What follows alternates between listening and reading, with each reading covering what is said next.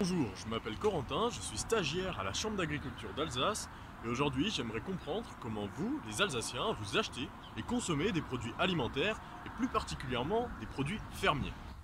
Mais finalement, c'est quoi un produit fermier? Eh bien, cette mention est utilisée lorsque la création d'un produit et sa transformation ont lieu dans une seule et même exploitation agricole. Tout se passe dans une seule ferme, quoi.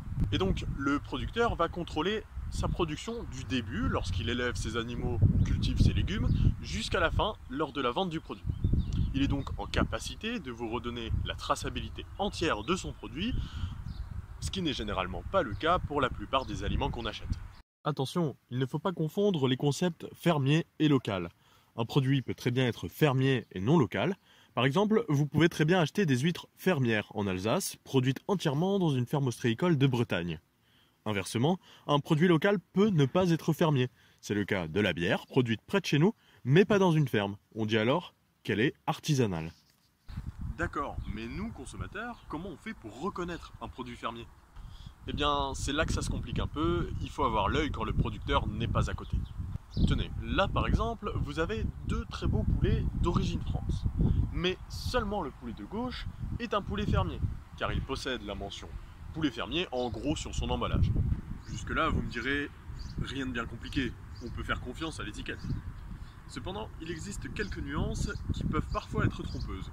Pour la charcuterie par exemple, il est souvent mentionné issu de porc fermier ou juste porc fermier, comme sur cette barquette de Knack. Alors, cette mention signifie que le porc a effectivement été élevé dans une ferme, dans un élevage traditionnel de plein air, mais ce titre porc fermier ne garantit à aucun moment que la transformation du produit en Knack ait bien lieu à la ferme, mais peut-être dans une usine à des dizaines de kilomètres.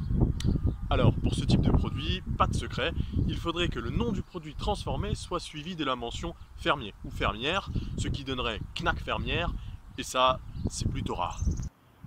Dernier exemple, celui du célèbre Münster fermier. Pour les fromages, ce n'est pas toujours écrit fermier en gros, et dans ce cas, il faut regarder s'il y a le nom et l'adresse complète de la ferme dans laquelle il est produit. S'il n'y en a pas ou qu'il y a plusieurs adresses, c'est peut-être que notre Münster n'est pas fabriqué entièrement à la ferme. Voilà, vous en savez un peu plus sur ce qu'est un produit fermier et comment les reconnaître. Maintenant, je vous invite à prendre 5 minutes pour répondre à un petit questionnaire qui se trouve juste en dessous de la vidéo. Que vous soyez consommateur de produits fermiers ou non, vos réponses sont les bienvenues.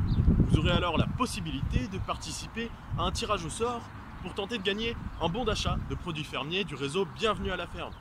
Merci et bonne chance!